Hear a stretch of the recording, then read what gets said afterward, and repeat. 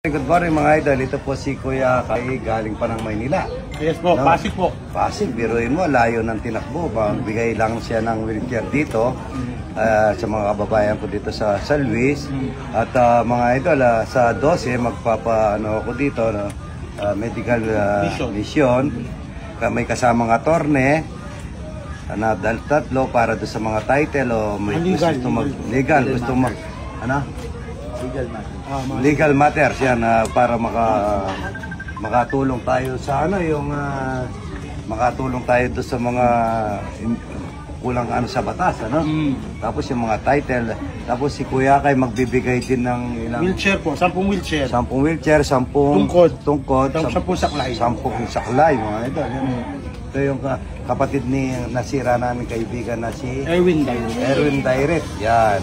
Good morning, good morning, good morning. Kumakain sila ng dalag, bulaklak ng kalabasa, talapyang walang kamatayan, buro.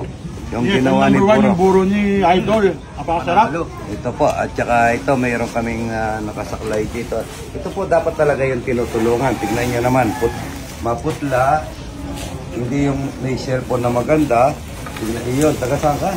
Tatalog po. Tatalo siya. Ito, bibigyan ko kayo ng relief, tapos bibigyan kayo ng wheelchair ni Kuya Akay, ano? Kaya si Kuya Akay, magpasalamat kayo doon sa bago niyong wheelchair. No?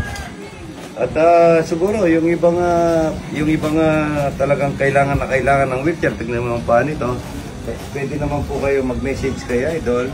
Doon sa Romeo Sagong Katakutan, yun talaga yung Facebook ko.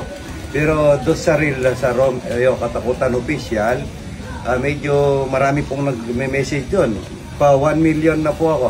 Yung palang number 1, makikita daw nila. Yung pang 1 million, magbibigay ako ng Samsung. Hindi naman mahal na Samsung. Kung sino yung mga 1 million na doon sa ano ko, yan ang bibigyan natin ng isang cellphone na Samsung.